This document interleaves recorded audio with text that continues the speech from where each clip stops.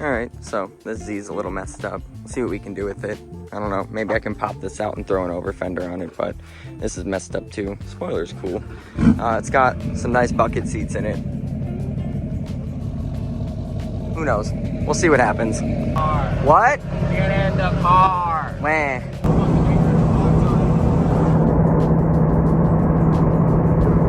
So the transmission cooler line is cut right past the nipple where it goes onto the radiator. So I'm just gonna pull that off real quick and cut it and put it back on. What you doing, bud? I just finished clipping the lower hose and getting that put back on so it shouldn't leak anymore. And now I'm just gonna put some transmission fluid in it. It's not the right transmission fluid, so I don't recommend doing this, but it's what I have. If you have an automatic G35 or 350Z, use the transmission fluid that Nissan makes. Yeah. So what you're trying to tell me is we just bought the car and you already fixed it. Yeah, just so I can move it because it lost so much transmission fluid that in gear it won't even move anymore. So I need something in there so I can put it in the parking spot. My dog is a genius. It was literally like a 30-second fix for the problem that, whatever. As I always say, I wouldn't get these deals if the people that I got the cars from, you know, didn't have these issues. So it's cool. Literally, he's not lying. It's literally been like 30 minutes since we got here and he just fixed it. In the comments what you think.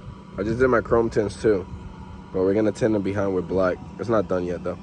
Right after getting the transmission line reconnected, I started the car and it started pouring coolant out of it too. So if you know VQs, there's a coolant hard line that attaches to the left bank head right here underneath where my finger is, and on the bottom of it it's cracked. So this thing has pretty much no coolant in it, but I'm gonna probably just park this car out because it's not worth saving.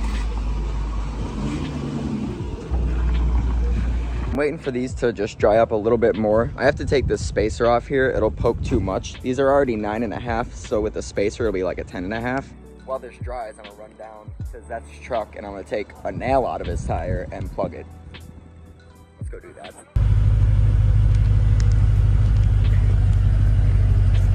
Keep going, and keep going, stop. Got a drill with a 10 mil? Maybe. Look, we could probably just impact it out. It's like shaved down a lot, but there's still a little bit left. There's a little bit of juice. I've been driving with it for 2 days. I'm gonna laugh when we, oh no, it's not, it's already losing air, isn't it? It's not losing air. It's not losing air? I'm gonna It's- laugh when we take it out and it doesn't, it's not even through the tire. That would be funny. No, but it was at like 17. Was it? Yeah, Okay, yeah, all right. It was low. I aired it up yesterday, and now it's staying there. But the day before that, it wasn't. Well, let's get her. Like maybe I punched it down more. I don't have vice grips somehow. It's okay, we'll get it on the impact. And I left my impact here at his shop again last night. Also, a few things on this stuff because I know you're kind of a hoarder with 240 parts. Yeah. These bare blocks, do you want them? For how much? Definitely fucking take them. I don't I'll take them. I just want the mounts off them. Take the mounts off them.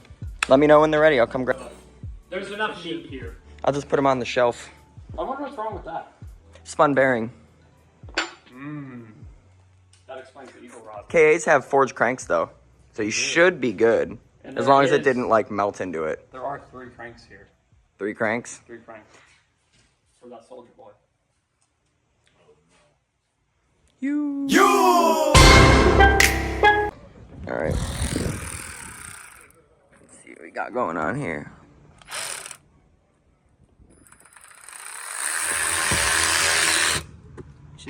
Here we go. Here we go.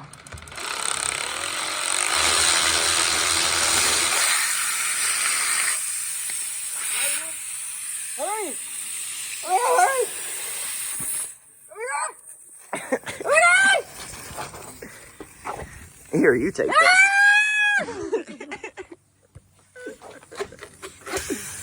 Jeez, dude. You gotta give it the business, man. Take her to dinner first. I didn't even lube this one up. And spit on that thing. Alright, let's get this in here. Just charge it up right now.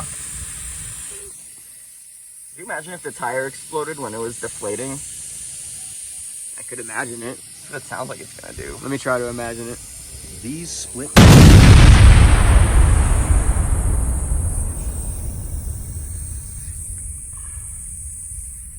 Time is ticking. We only have so much air. I can hear the time ticking.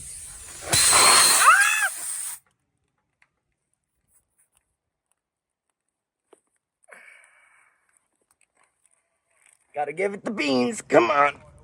How much air is in this tire? Oh shit. Approximately 25 psi. All right.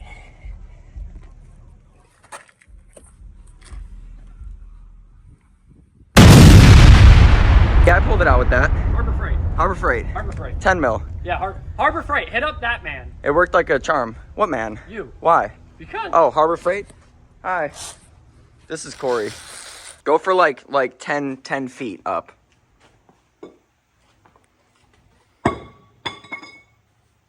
The internet told me these break easy. Come on. There it is. Hey, that was easy.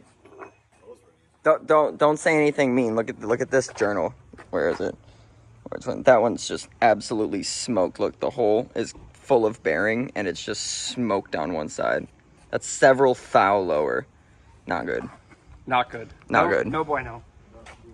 Alright, so I got the 2 front wheels done and I got them put on. I do need to raise the car up a little bit because it's rubbing pretty much everywhere, whether I'm driving straight or turning.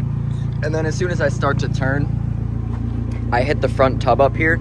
So I think if I just raise it up to a reasonable height, it's gonna look kind of goofy, but I need to be able to drift this car. So it's the whole reason I put the 18s on it. So I need to find a way to make this work.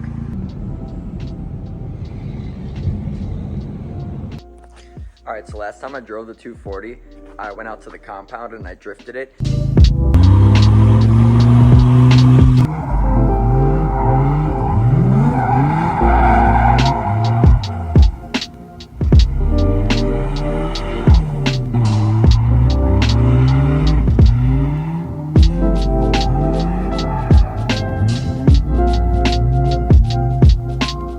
Everything is just starting to feel very sloppy, so I need to upgrade my fans, and there's a lot of little things I need to do. So I'm gonna start tearing the car apart today, get all these things out, figure out what I need to get to replace them, and then get the car back together.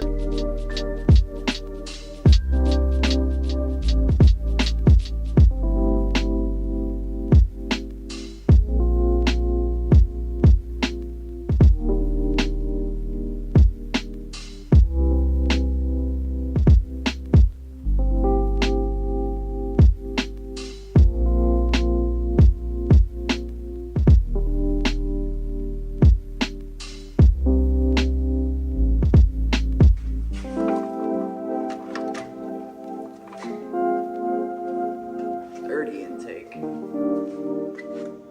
All right, so now that I got the intake off, you can see that it's not really leaking oil back here, and my oil sandwich plate isn't leaking any oil either. I thought it could have been this PCV setup right here, but honestly, I'm thinking that it's coming from this timing cover assembly, because this more than likely hasn't been resealed in a long time, and these are like paper gaskets. So, you know, we're gonna go ahead and just take this all apart, start with the valve cover, get out the front timing cover, obviously get off the accessory belt and all that stuff, and then we're gonna just clean everything. I might not take off the lower cover just because, you know, the harmonic balancer, but if I can break it loose and get it off, then I will. This thing needs to not be greasy anymore. Yeah. We're pretty much setting it up for her drift day. So she's gonna be drifting on what day? What, April 28th? 27th. At the BBF drift day? Yeah, where you're gonna learn how to drive, right? Yeah, it ain't that bad. I think this can's pretty much empty. I gotta bring some home from the shop tomorrow, but we'll get on here what we can.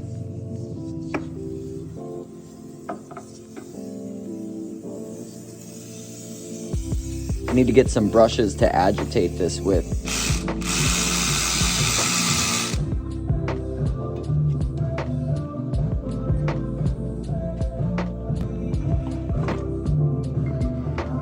All right, so now that my Osmo is fixed, It really sucked not having this thing. I can't believe how accustomed I've gotten to recording vlogs on this thing. Anyways, now that my Osmo is fixed, today I need to spend the day working on the S13, the KAT S13, the drift car.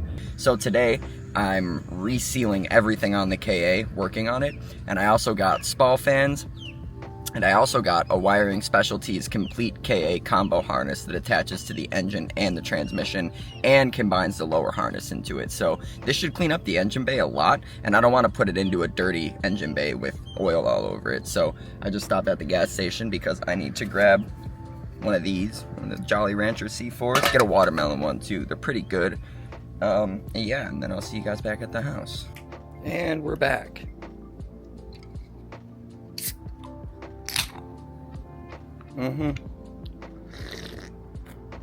It kind of tastes like battery acid, if I'm being honest with you. I don't really like zero sugar stuff, but I'm really sick of Monster and I'm really sick of Red Bull. And none of the other Red Bull flavors taste good besides the blue one, which seems to be the only new one that none of the stores stock. So yeah, they came out with those new C4s or whatever, so I'll just drink those until I hate them.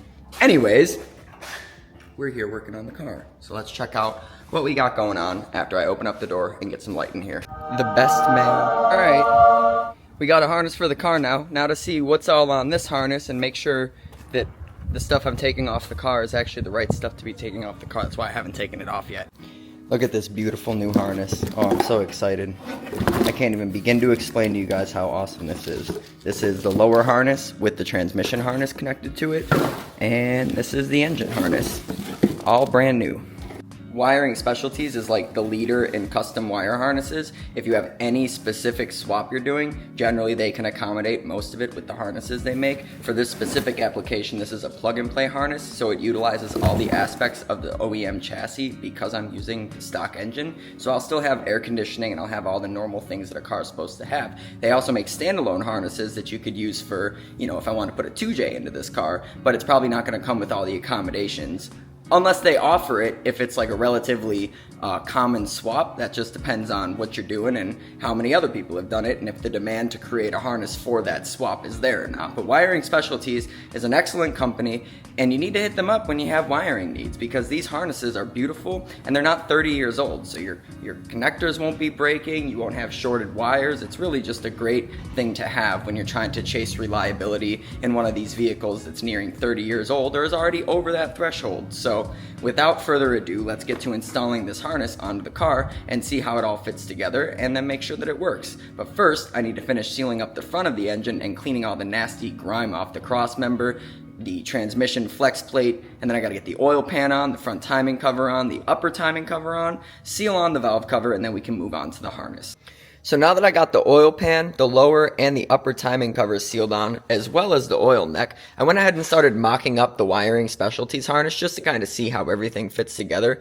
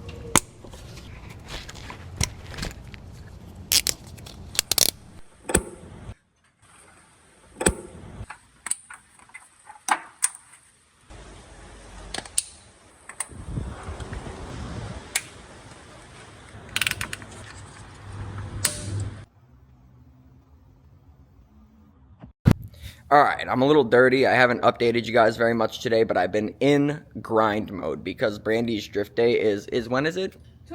Tomorrow, right? So, gotta get the car right. And here's what I've done so far today. So I went ahead and I kind of buttoned up all the little things, going through the whole system and doing a bolt check, starting with the hot side, working my way over to the cold side. And it actually turns out that we have a leak coming from the PCV part of the crankcase. So that's something I have to deal with right now. But I moved all of my attention to making sure that the power is getting to this and that the harness is working properly. So I had to make sure that the harness, the Wiring Specialties sent me, is the right one, because, well, people like me, like, I can make mistakes and I can be like, oh, it's an 89, and then they send me the wrong one because I give them the wrong information, you know what I'm saying? Not because of anything they would have done, right? But that's one of the important things when it comes to getting a harness, is making sure that you know everything about your car, right? Because something as simple as me telling them that it's an automatic factory car versus a manual factory car could change things. But they ask all these questions, so it really makes you, the buyer, go through your stuff and make sure you know what you're sending them in terms of information, because it is extremely important.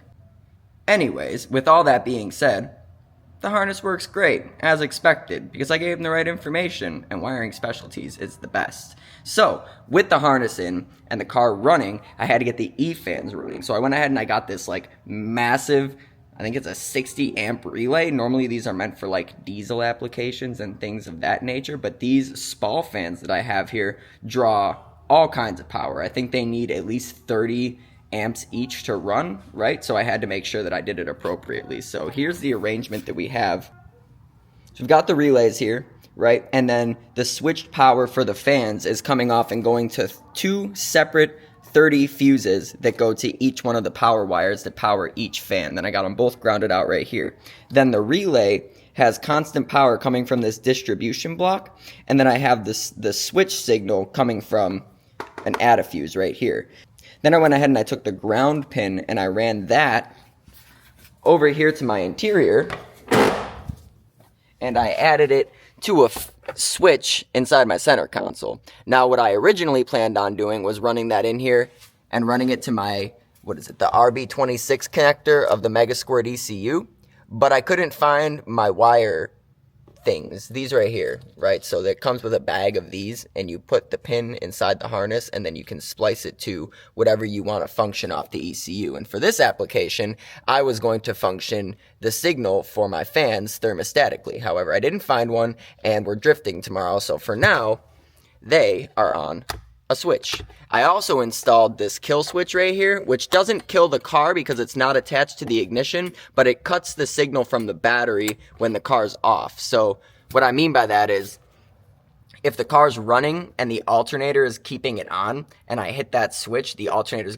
gonna keep the car on. It's gonna keep 12 volts going to everything that tells the car that it needs to run, right? So all this does is basically, at the end of the night, when you get out of your car, you can hit this and it's gonna stop any sort of like parasitic draw or, power going through your entire chassis. So I didn't know that that's what that was gonna do. I kind of thought it was gonna be a kill switch, but I didn't order it. It came in a box of parts that I got years ago, and I assumed that that's what it was. But my guess would be that if you're trying to make it a kill switch, there's probably a third post on there for something having to do with ignition, so you can tie the ignition into that whole circuit. But either way, you can hear that when I hit the switch, my door chime comes on, so that means I can start my car now. So that's done very clean. Nice, we like that. We got the fans, which are important, never forget those. We got the bucket seat installed so Brandi can actually reach the pedals. Now I got to put in the passenger seat and kind of get all this cleaned back up. But right now, what I'm going to do is I'm going to run to AutoZone, and I'm going to get RTV. I'm going to get brake clean, and I'm going to run to my super secret location where I keep all my parts, and I'm going to get something from there. I'll show you guys when I'm there, but I'm not going to tell you where it is because nobody knows where it is. Yeah, so that should be one of the last things we need to take care of. Actually. Uh-oh, what do we got now? I'm gonna need these. These right here. I'd like those. Gotta find some mirrors, too. So, with all that being said, before I run to AutoZone, I just really need to give you guys the rundown here, because this harness, dude, this is spectacular. I had one person comment on how it has, like, factory loom and factory tape on it. Let me just emphasize that that's exactly the way this harness was designed. This is supposed to be like a, oh, I just got this non-running 240SX and I have no idea what's wrong with it, and it's like there's been rats living in it or something. That's what this is. That's what you buy. You get this because it's all OEM accommodations, right? They make nicer, way nicer custom loomed harnesses, right? But those are the harnesses that you build when you have a custom build, right? So if I was using like, I don't know, an ECU master ECU and all these like crazy throttle bodies and giant injectors and, you know, different things, then you hit up Wiring Specialties and you tell them all of those things, and then they build you an S13 harness based off that. And when they do that, then you're going to get like braided wraps and shrink wrap everywhere and all those things. But that's not to be expected with a harness like this. I'm not saying it's like a budget harness, but this is extremely affordable. And there aren't companies in the community that are providing things like this for such a reasonable cost. So if it looks like an OEM harness, that's just fine. That's what it's supposed to like replicate. That's what it's supposed to emulate. You know what I'm saying? So huge shout out to Wiring Specialties for always having my back when it comes to these builds. You know, I just got to make sure that you guys understand why it's an easier thing to go with a harness like this instead of just like trying to de-loom your factory harness and get it all figured out, because like this is a plug and play ordeal here, which means everything that this car is meant to do from factory, this harness is capable of providing for you too, as long as the things are in the car. So with all that being said, get your harnesses from Wiring Specialties, see what they got before you proceed with a build, and if it's a common swap, you can probably hit them up and ask them about making you the harness too. It's definitely something I've seen done before, and yeah, so I'm going to AutoZone now. All right, drift day today, it's like 8 a.m. Drift day starts at 10 a.m. I don't think I'm gonna be making it out there by 10 a.m. but that's all right. Got this one-piece drive shaft here. Gonna go ahead and get this on the car, and then we're gonna drop the car down, make sure that the coolant is fully bled and ready to go, and then it's time to pack up. Yeah, gotta drive the car around a little bit. I need to make sure it's good. I haven't driven it, but we'll see. Where are you? Are you hanging out in the van? I am. Is it cozy in there? It is. With the blankets and the pillows? Mm-hmm. Alright, let me put this drive shaft in. Old drive shaft is out. One-piece drive shaft is in. Alright, now I'm going to get the car on the ground, finish bleeding it, and then get the passenger seat back in, make sure all the seat belts work properly, and then get basically ready to go.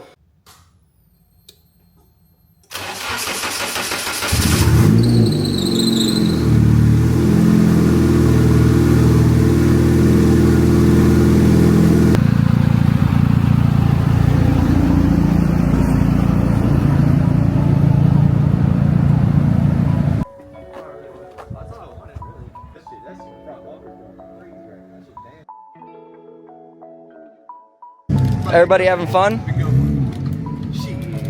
Did you have fun? Yes, I did.